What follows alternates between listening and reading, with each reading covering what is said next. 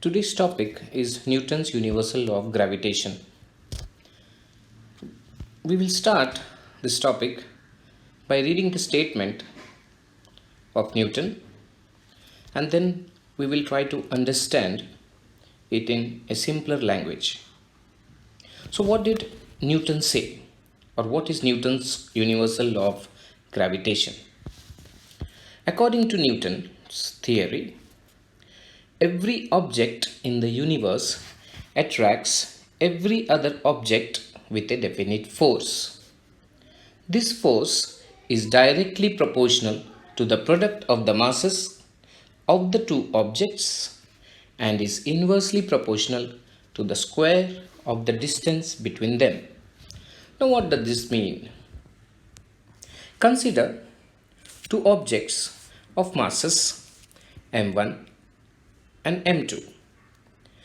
These both objects are separated by a distance d. There are two objects of masses m1 and m2 which are separated by a distance d. According to Newton's law of gravitation, these both masses will exert a force F on each other.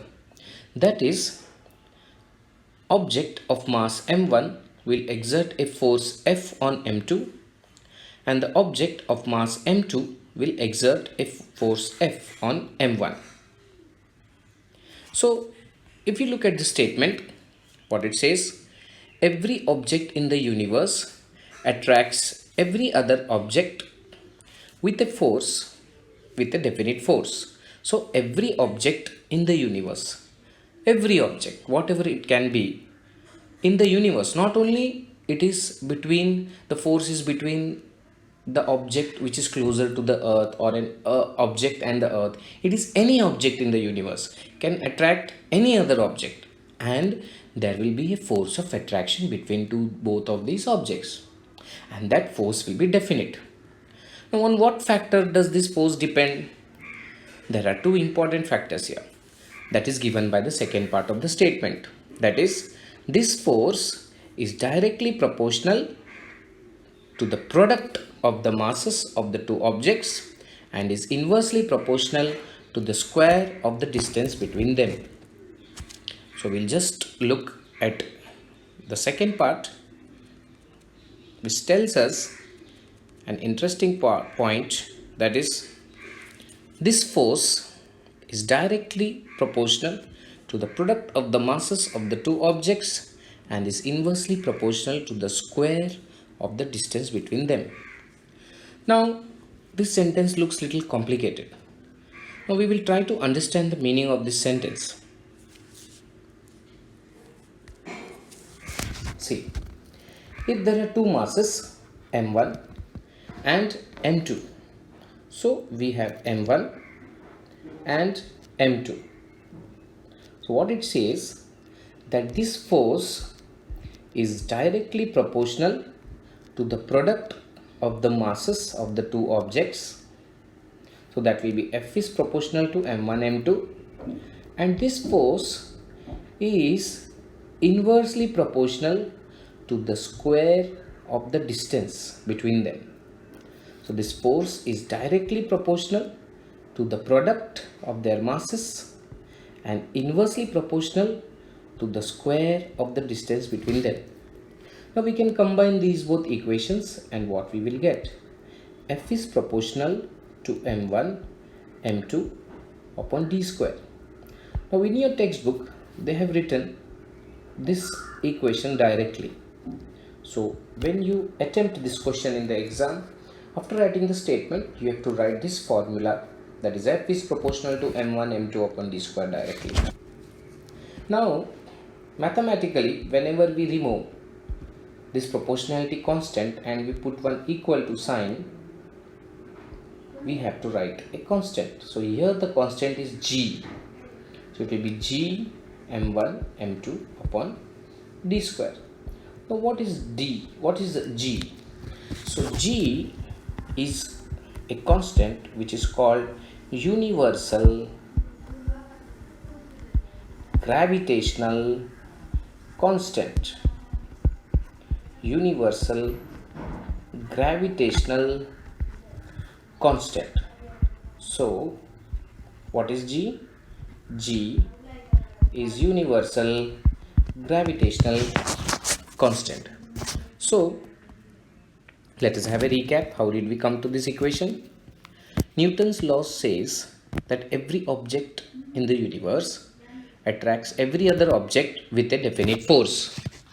This force is directly proportional to the product of their masses and inversely proportional to the square of the distance between them. So we get F is proportional to m1 m2 upon d square. By removing this proportionality constant, this sign of proportionality, we put one equal to sign and we have G. So we have F is equal to G m1 m2 upon d square. Now G is universal gravitational constant. Now let us know little more about what this G is. So this G is universal gravitational constant, and the value of this G was first experimentally measured by Henry Cavendish. In SI units, its value is 6.673 into 10 raised to minus 11 Newton meter square kg raised to minus 2. You may also find in some books or in some study resources, they write like this: Newton meter square per kg square. You know, mathematically both are one and the same, because kg square, when it goes to the numerator, it becomes kg raised to minus 2. So let us focus again on Newton's universal law of gravitation. What does it say? Every object in the universe attracts every other object with a definite force. This force is directly proportional to the product of the masses of the two objects and is inversely proportional to the square of the distance between them. Now in the textbook, as I mentioned before, they have written directly F is proportional to m1 m2 upon d square, and next equation is F is equal to G m1 m2 upon d square. G is the constant of proportionality called the universal gravitational constant. This capital G is different from the small g, that is acceleration due to gravity. Regarding acceleration due to gravity, we will deal with it in a separate video. Now from the point of view of exam, what can be asked? You will be asked to explain Newton's law of gravitation with this diagram. That is, you can see two objects of masses m1 and m2 separated by distance d, and the F represents the force which is acting between both these objects. m1 is exerting a force F on m2, and m2 is also exerting a force on F on m1.